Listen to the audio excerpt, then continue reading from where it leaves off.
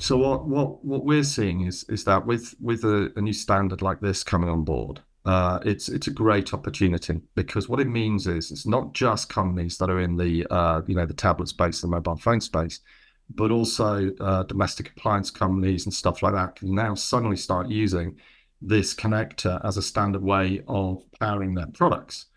And we think that there is a huge untapped, massive growth market in this area. Hello, you're watching Proactive. I'm joined by Tim Moore. He's the Chief Product Officer at Pulsive, a Frontier IP Group portfolio company. Tim, very good to meet you. And you've launched the world's most efficient 65-watt USB-C reference design charger. Could you tell us more about this technology that you're designing? Yes, sir, certainly. And thanks very much for taking time to talk to me today. So at Pulsive, we've been working on developing groundbreaking technology to improve the efficiency of power conversion. So our mantra that we like to live by is do more with less, which literally means drive things more efficiently.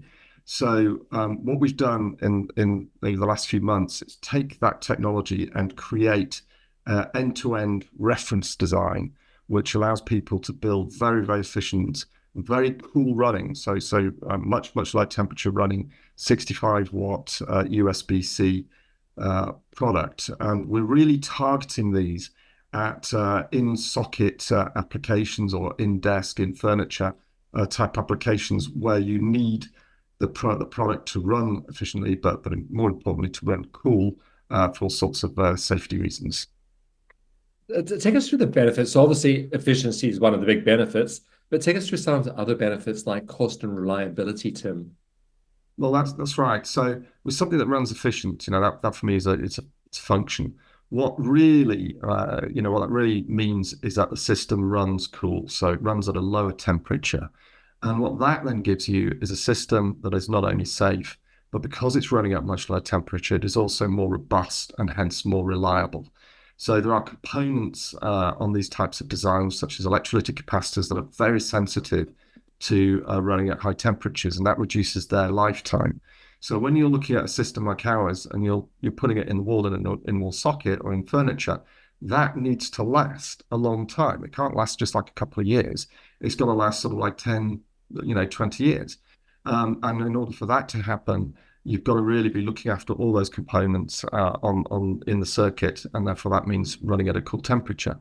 The other thing that our technology does is that it doesn't have huge inrush currents. So why is that important? Well, I'm sure many people have had the experience if they plug in a power supply, they hear a crack as they plug it in, particularly sort of like the higher sort of 65 watt, 100 watt power supplies. You hear this whopping great crack, and actually, if you look at your pins on the plug, you'll see that they've got actually black pitted marks on it. And that's actually spot welding that goes under, is created by this thing known as an inrush current. And that's all well and good, apart from, of course, it reduces the lifetime. It's quite painful for the components on the inside if they have these massive surges of current coming in. And what our design does is it gets rid of all of that, takes it right the way down. In fact, we've got no inrush current. It's been eliminated. So it's much kinder to the circuitry and much kinder to the system. So it lasts longer, is more reliable. And it has the added benefit that if you are installing these in socket, and we'll come on to why we think this is a good idea in a moment, but if you are installing them in socket, the last thing you want is a huge inrush current. Because if you have like 3 or 4 of these in your house, when there is an electricity cut and the electricity comes back up, it's going to have a problem because the inrush current between all of them, it's going to cause a trip to happen on your distribution board. And the last thing you want to be doing is after an electricity cut is having to go to your distribution board and flicking the switch a few times to get the thing to work. So you've got to actually have a design that has no inrush current. So for the application area that we're targeting, we're pretty exciting that it's actually the only it's actually the only solution that really meets all of these things, of course, as well as being very efficient. Tim, tell us about the market opportunity you're seeing here, particularly as the EU brings in new regulations from December, making USB-C connectors a mandatory standard. Well, yeah. So across mobile phones, tablets, and the rest, I think this is where it gets pretty exciting.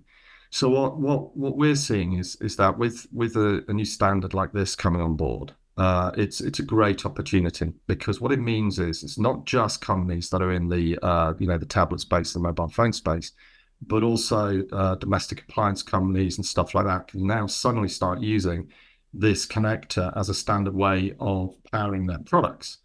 And we think that there is a huge untapped, massive growth market in this area.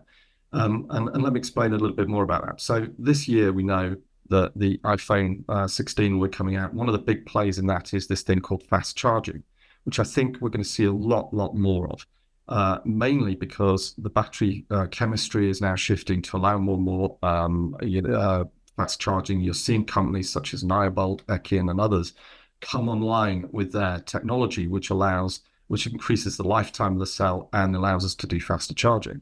So what that means is that with Apple coming on into the play with a fast charging product, you can very quickly see that consumers are going to make the jump of, well, hang on a moment, if it takes 15 minutes for my mobile phone to charge, like from 0 to full or whatever, then why can't my cordless lawnmower be equally fast in terms of charging? Why can't my cordless vacuum cleaner charge as equally as fast, etc.?